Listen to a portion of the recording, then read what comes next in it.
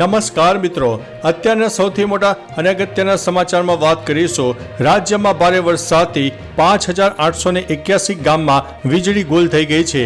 રાજ્યમાં ભારે વરસાદથી 5,881 ગામમાં વીજળી ગુલ થઈ ગઈ હતી, જેમાં ઉર્જા વિભાગે 5,856 ગામમાં વીજ પુરવઠો પૂર્વરત કર્યો છે. તેમજ 25 ગામોમાં વીજ પુરવઠો શરૂ કરવા માટે કવાયત હાથ ધરાઈ છે. રાજ્યમાં 136 ફીડર સાથે ભારે વરસાદના કારણે બંધ થઈ ગયા છે. તેમજ ફીડરો ફરી શરૂ કરવા માટે કવાયત હાથ ધરાઈ છે.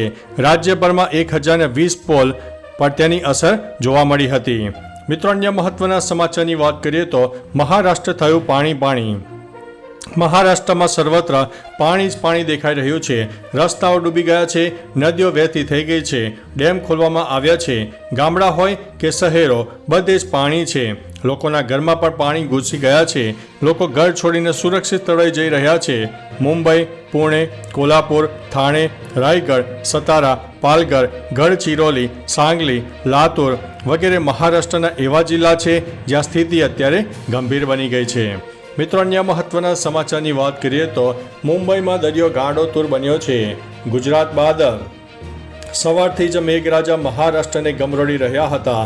ખાસ કરીને મુંબઈ અને પુણેમાં ભારે વરસાદના કારણે જળબંબાકારની પરિસ્થિતિ સર્જાય છે, જેના કારણે શાળા કોલેજો બંધ કરવાની ફરજ પડી છે. તો આ તરફ અરબી સમુદ્રમાંથી 4.64 મીટર ઊંચા મોજા ઉછળ્યા હતા. સુરક્ષાના કારણોસર મુંબઈ પ્રશાસને પ્રવાસીઓને જુહુ બીચ પર જવા ઉપર પ્રતિબંધ મૂક્યો છે. લાઇફગાર્ડ અને મુંબઈ પોલીસને હાઈ એલર્ટમાં રાખવામાં આવી છે. મિત્રો, અન્ય મહત્વના સમાચારની વાત કરીએ તો હસમુખ પટેલે કરી છે મહત્વની ટ્વીટ. આ 28 જુલાઈ રવિવારના રોજ પેટા હિસાબનીસ અને હિસાબનીસની ભરતી પરીક્ષાનું આયોજન થશે. આ અંગે ગૌણ સેવા પસંદગી મંડળના સચિવ હસમુખ પટેલે ટ્વીટ કરી છે. 28 જુલાઈ સુધીમાં ગુજરાતમાં વરસાદનું પ્રમાણ માપસરનું છે. હાલમાં જ જાવક ક્રમાંક 225/2023-24 પરીક્ષા રાબેતા મુજબ લેવાનો નિર્ણય થયેલ છે. બસ અને રેલવે સેવા પ્રભાવિત થાય તો જ પરીક્ષા મોકૂફ રાખવાનો નિર્ણય થશે, અન્યથા પરીક્ષા ચાલુ રહેશે. મિત્રો, અન્ય મહત્વના સમાચારની વાત કરીએ તો અગ્નિવીરો માટે સેનાનો સૌથી મોટો નિર્ણય સામે આવ્યો છે.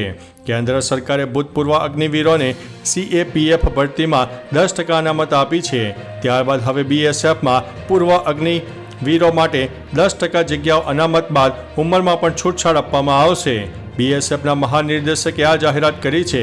તેમણે કહ્યું છે કે અગ્નિવીરોની પ્રથમ બેચને ઉંમરમાં 5 વર્ષની છૂટછાટ આપવામાં આવશે અને પછીની બેચને 3 વર્ષની છૂટછાટ આપવામાં આવશે. આ નિર્ણય આપણા સુરક્ષા દળોને મજબૂત બનાવશે. મિત્રો, અન્ય મહત્વના સમાચારની વાત કરીએ તો અમદાવાદમાં ધોધમાર વરસાદ શરૂ. આટલા દિવસ રાહ જોડવ્યા બાદ 2 દિવસથી અમદાવાદમાં મેઘરાજા મહેરબાન થઈ ગયા છે. સાંજના સમયે ક્યાંક ધીમી ધારે તો ક્યાંક ધોધમાર વરસાદ વરસ્યો છે.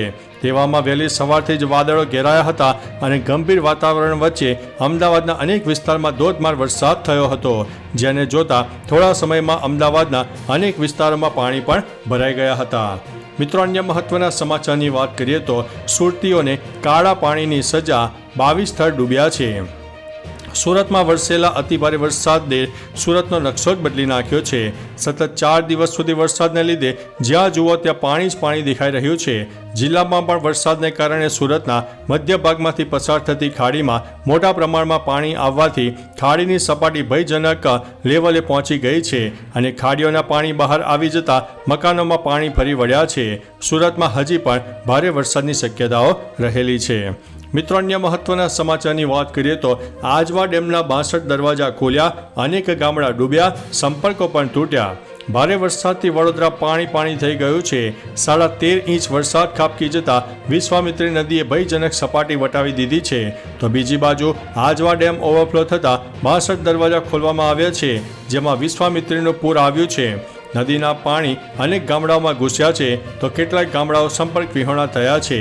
તંત્ર દ્વારા નીચાણવાળા તમામ ગામડાઓને એલર્ટ પણ કરી દેવામાં આવ્યા છે.